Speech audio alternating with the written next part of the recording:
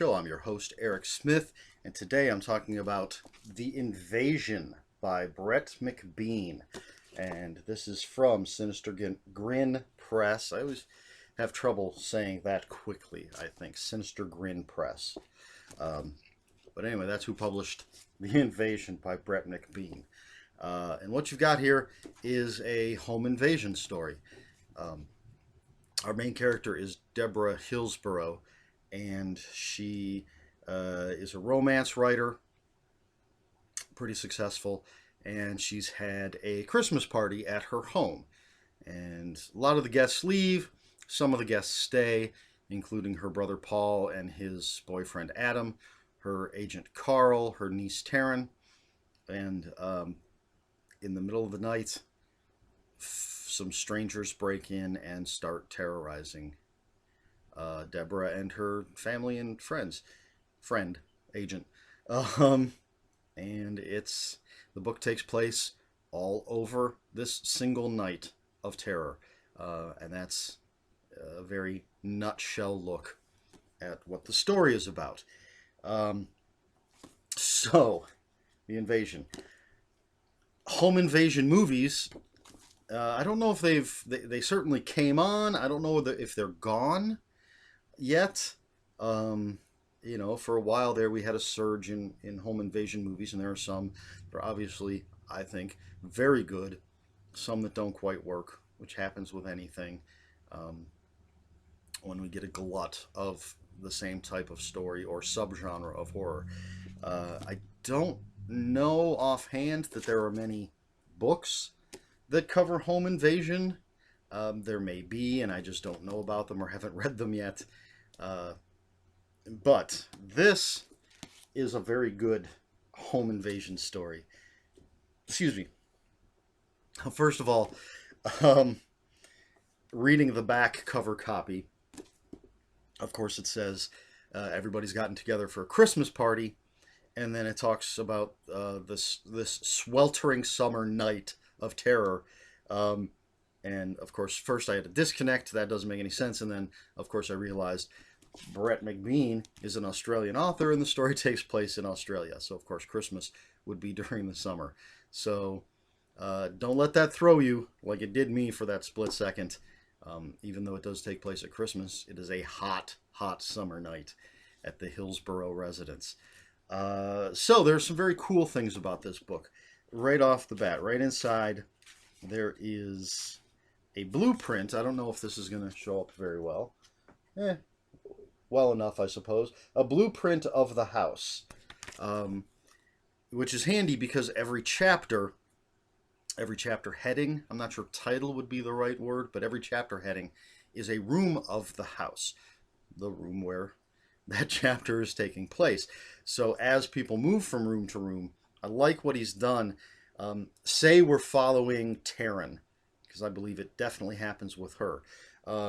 So say we start in the master bedroom, and you read 3 or 4 or 5 pages, however much of what's going on in the master bedroom, and then as she leaves the master bedroom, the chapter will end, sometimes very abruptly with the little ...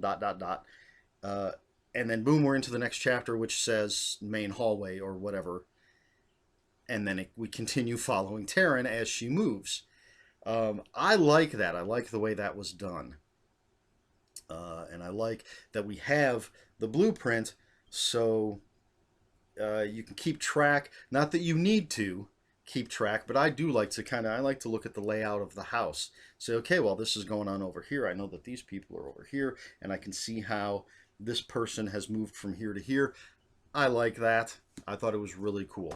The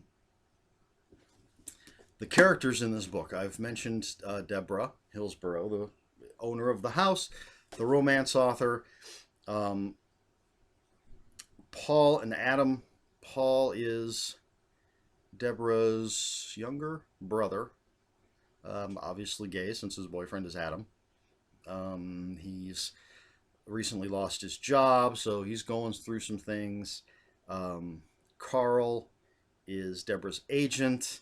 Really great guy. Sometimes they fight, they're working together, but they're really close. Taryn going through some things. She's 17, I think. um, loves her aunt dearly, and all of these characters are so richly drawn.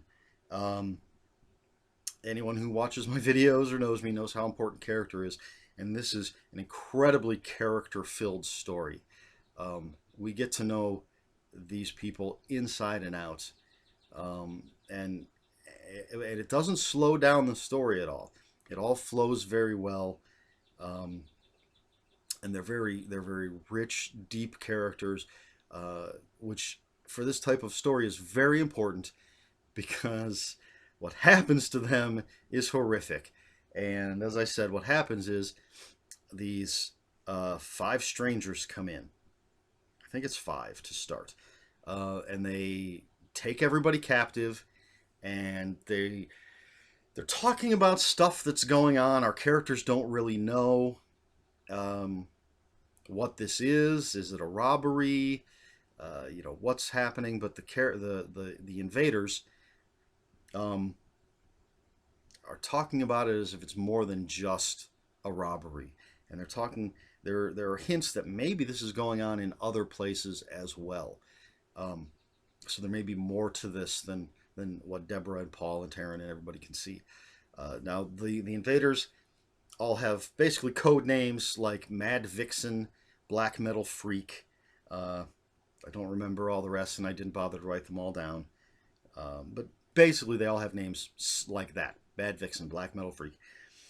Once they've taken everybody hostage and they've done a few crazy, wild things, somebody does mention that Mr. Fear is on the way. Mr. Fear is their leader, so they're basically waiting for him to show up before the real craziness happens. Um, and this could have just been a simple cat and mouse home invasion story, but again, because the characters are written so richly and with such depth, you're really going to care about them. You're going to care what happens. You're going to want them to find a way to turn the tables on these horrible, crazy people that have invaded their lives. You're going to hope that they can turn the tables. The invaders have some personality as well. Uh, they're not just cookie cutter characters. Each one has their own personality, and I'm not saying you're going to care about them, but it does make them more interesting than just flat killer home invader characters that are there just to propel the story. So really, this is again, I don't know if there's a lot of home invasion literature out there, but even if there is, I would say this would have to go at the top, close to the top of that list. Um, I love the way it's written. I love the structure of the story. I love the characters, both the good characters and the bad characters. Uh, I love the sort of deeper mystery that's going on. That there's more to it than just this invasion, this single home invasion. Um, that's really cool. It gives the whole thing again more, uh, creates a bigger world. Even though we're trapped inside this house, it creates a bigger world for the story, if that makes sense. Um, so, The Invasion by Brett McBean from me gets 4.5 out of 5 bloody cell phones.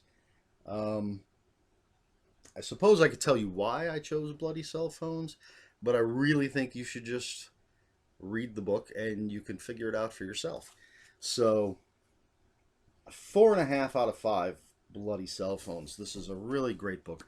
Great characters.